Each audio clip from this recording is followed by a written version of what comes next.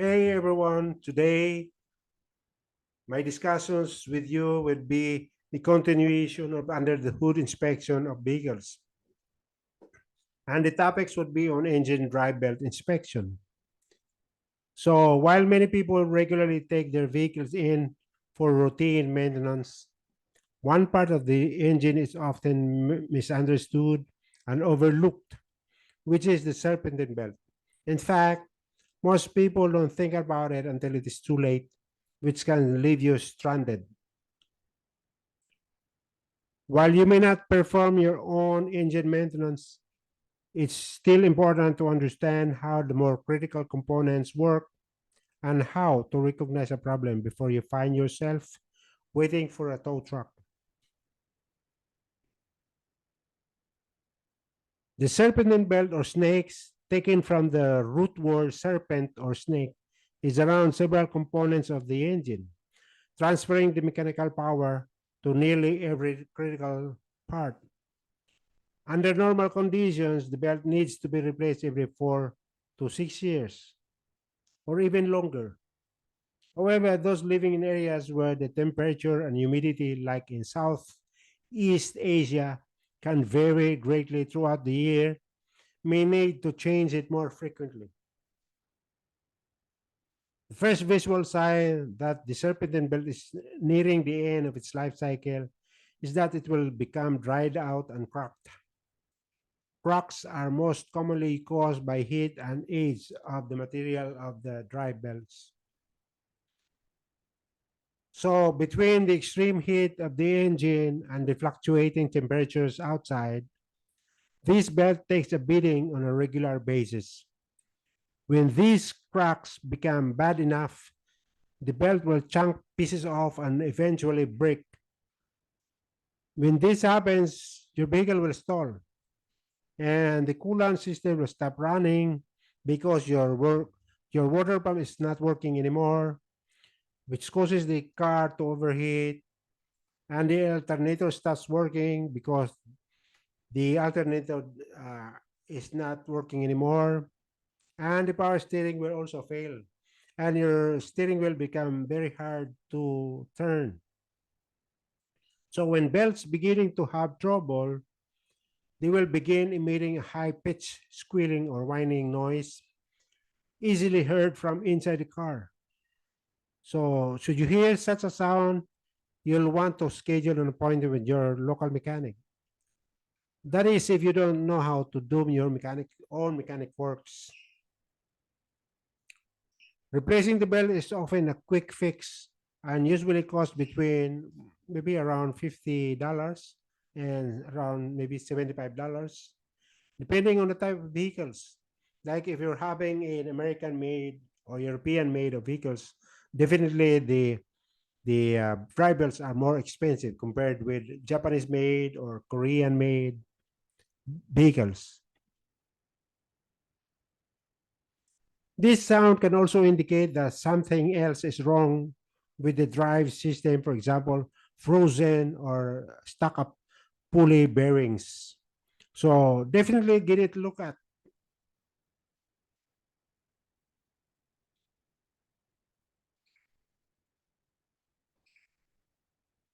Engine drive belts can drive the camshaft, pulleys, power steering pumps, air conditioning, compressors of the aircon, alternators or generators and fans, or even air pump. Air pump is being used to supply air to the engine for combustion mixture, which is for the purpose or for the intention of uh, the emission controls of the vehicles. With constant use, these belts can become worn and require replacing.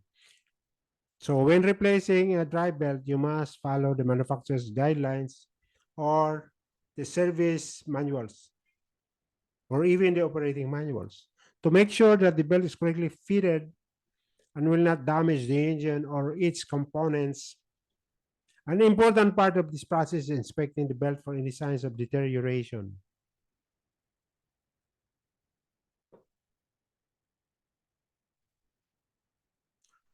So safety recommendations to use when inspecting and adjusting drive belt. One would be never try to inspect belts with the engine running. It may cause accident or injuries to the mechanic or even the owner doing the mechanic works. Like maybe your hand could be hit by some moving parts of the engine, like the pulleys or the belts, and could lose your fingers. And this happens to me to many mechanics who are working unsafely with their drive belt inspection procedure. Another one would be always make sure that you wear the appropriate PPE, personal protective equipment, before starting the job. PPE is like the hand gloves, PPE is like the goggles or face shield. Always make sure that your work area or your work environment is as safe as you can make it. So if you have some many trashes around, you have to get rid of those trashes before starting your work.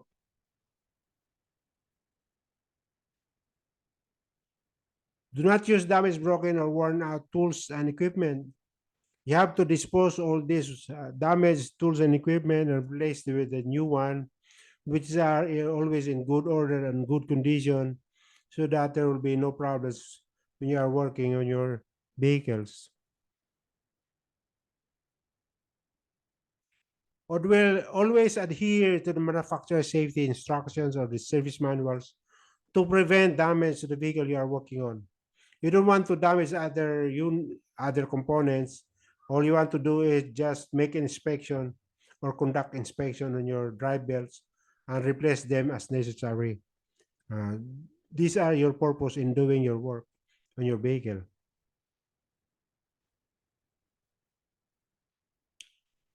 And make sure that you understand and observe safety procedures when carrying out this task.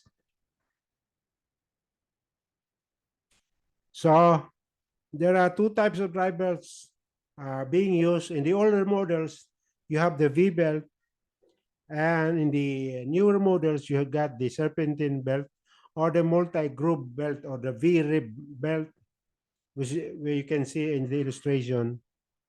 So a V belt sits inside a deep V-shaped groove in the pulley wheel. The sides of the V belt contact the sides of the groove. And this put in some mechanics think that the lower portion of the belt drives the belt, but that is wrong.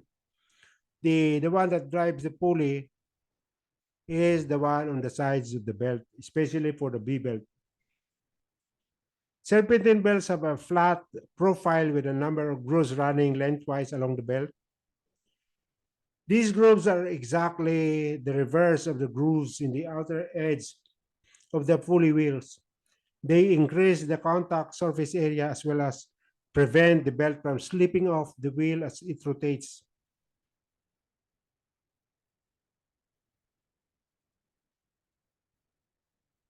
This is a typical V-belt being used for the older models of vehicles, especially the American type of vehicles. They call it standard vehicles. Engines could have two or more of these installed. There's one of these installed in the alternator and maybe alternator and a water pump. And the other also is installed for to drive the aircon compressor. So there are two or three more of this. Unlike the serpentine belt, which is only having one installed for one vehicle of one engine. Another B belt is the raw edge cog. Okay, the purpose of this design of the B belt is to have more strength and more grip on the pulley. Okay, to avoid more slippage while the engine is running. So this is the serpentine belt I was talking about, multi-groove or the snake belt, which is more effective or more efficient in driving the pulley or driving the components because it is a multi-groove and it has more grip, it's more grip, and therefore it's more effective in driving the components. The one on the left side is the pulley for B belt, and the one on the right side is the pulley for serpentine belt. As you can see, it is multi-groove, and there is only one groove for the B belt, and that's why you use a B belt pulley for this. And the serpentine belt pulley is having multi-groove, which is more effective in driving the components, and usually avoid slippage of the belt on the pulley. Now let's talk about the belt failures. Okay, the first one is, and the most common one is that the the torn split belt usually happens on the serpentine type of belt. Okay,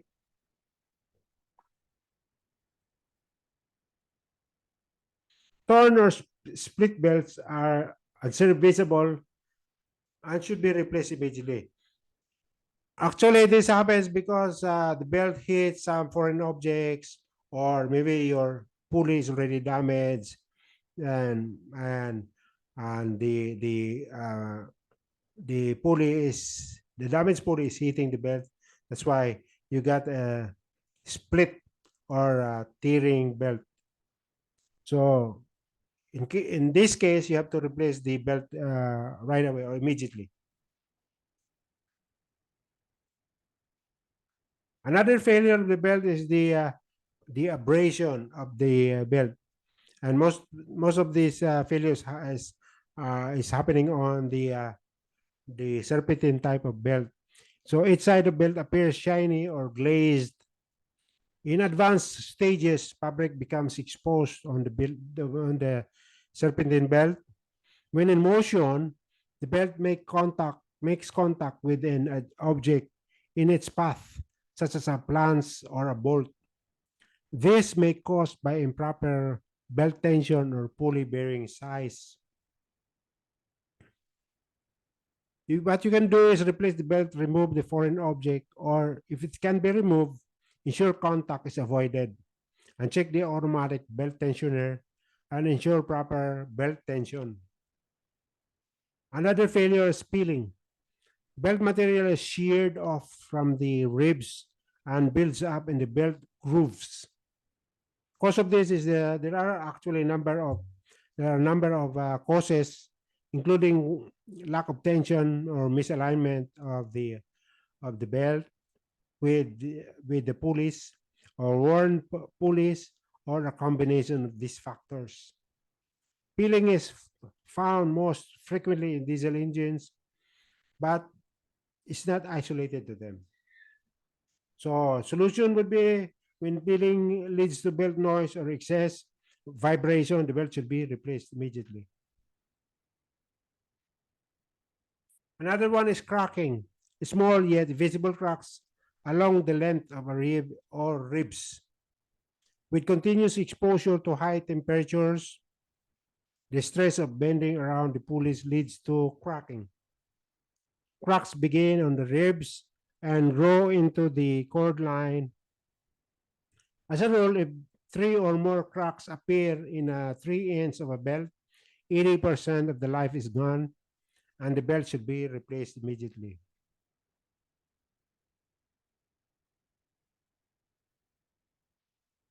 And next one will be glazing or misalignment of the belt. Sidewalls of the belt may appear glazed, or the edge cord may become frayed and ribs removed. A noticeable noise may result. In severe cases, the belt can jump off the pulley. Misalignment forces the belt to kink or twist while running, causing premature wear. So just replace the belt and make sure to realign the pulleys. Also check to make sure the pulleys or the pulley brackets and shafts are not bent or broken. Next failure is uneven rib wear. Belt shows damage to the side with the possibility of breaks in the tensile cord or jagged edge ribs. A thumping or grinding noise may also be heard when running. Cause of this could be a foreign object, such as a small pebble in the pulley, can cause uneven wear and cut into the belt. So just replace the belt and inspect pulley for foreign objects. So improper install is the next failure. A belt rib begins separating from the joint strands. If left unattended, the cover will often separate, causing the belt to unravel. Improper belt installation is a common cause of premature failure. One of the outermost belt ribs is placed outside the pulley groove, causing a belt to run without supporting or aligning pulley groove. Solution for this is the belt's life has been severely limited and should be replaced immediately. Ensure all ribs of the replacement belt fit into the pulley grooves. Run the engine, then, with the engine off and battery disconnected, inspect the belt for proper installation. The other one is chunk out. Pieces of chunks of rubber material have been broken off from the belt. When chunk out has occurred, a belt can fail at any moment. Chunk out can happen when several cracks in one area move parallel to the cord line. Heat, age, and stress are the primary contributors.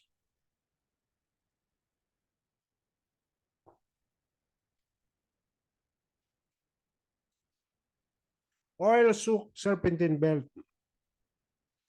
A belt that has been soaked in oil will not grip properly on the pulleys and will slip. If oil contamination is severe enough for this to happen, replace the belts.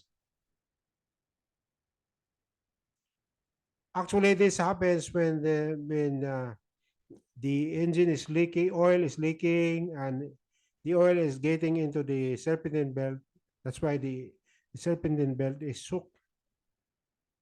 Or the mechanics is, changing the oil, engine oil, and the mechanic is not, you're not careful enough to prevent dripping of the oil, then the oil will soak the serpentine belt. So belt is should be removed immediately if you can see or you can find oil soak on the serpentine belt.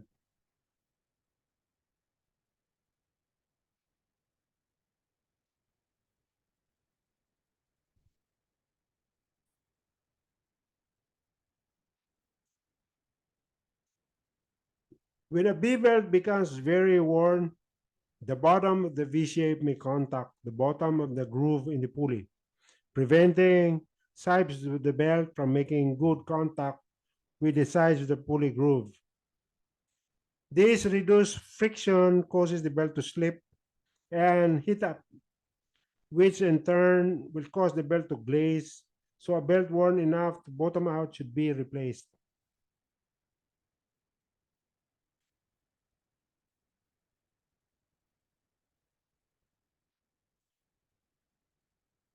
So many vehicles require the technician to manually adjust the tension of the belt. Other vehicles have automatic spring tensioning system. Depending on the system used on the particular vehicle, you should always follow the manufacturer's service instructions or the service manuals. There are a number of different types of tension gauges. Follow the operating instruction on the tool. A tension gauge allows the technician to accurately set belt tension. If you don't have a tension gauge, you can estimate the tension by pushing the belt inwards with your hand or with your fingers. If it is correctly tensioned, you should be able to deflect the belt about half inch or equivalent to 1.25 centimeter for each 12-inch or 30 centimeter of belt.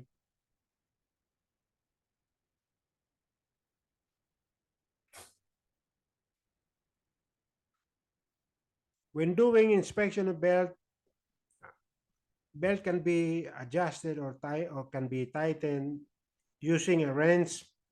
And if you're having a component configuration where you have the air conditioning compressor fitted on the right side of, when you are facing the engine, the compressor is on the right side.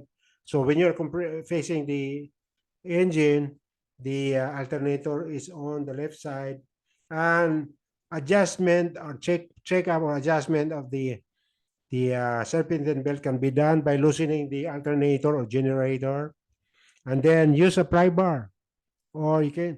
Some mechanics are using the tire wrench to make to be used in adjusting the serpentine belt. So you just loosen the bracket which holds the alternator, then use a pry bar and pull it so that the serpentine belt will be tightened up, and then tighten the fastener or the bolt on the bracket of the alternator. There are other vehicles which are having an adjuster, but if not, then you can do the adjustment by loosening up the alternator. Then you can make the adjustment of the belt. The general procedure to follow when checking belts. Number one, inspect and check belt condition and twist the belt so that you can see the underside of the V shape of the ribs on a serpentine belt. Look for signs of wear and damage. You may need a flashlight to see this clearly. A cracked, glazed, or torn belt will need to be replaced, and replace it immediately. Number two, check the tension of the belt by attaching the tension gauge to the longest belt span and pulling it to measure the tension. Compare your reading to the specifications in the vehicle workshop manual. If you don't have a tensioner, or rather the tension gauge, then you can, as I've explained to you earlier, you can use your hand or your finger to check the tension of the belt. Okay. Number three, you have to choose the correct tools. Select the correct wrench to loosen the tension adjustment fastener. This is usually on the alternator mounting or on a separate idler pulley wheel. You will also need a pry bar, which is a metal bar you can use as a lever to apply tension on the belt. Or you can use an L-shaped tie wrench be used as a pry bar. Adjust belt tension. Loosen the adjustment fastener. Then wedge the pry bar between the alternator and the strong part of the engine and pull in the direction that will apply to tension the belt. Then tighten the adjustment fastener. Number 5 step, check tension again and readjust if necessary.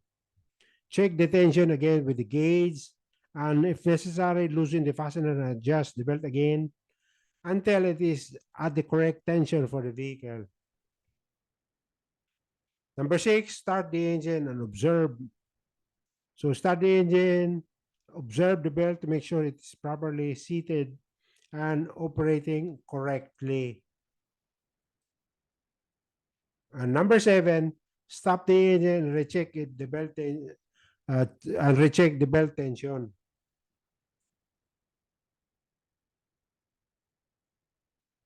That is for today's topic. I hope you like this presentation. If you do, please subscribe, like, and share.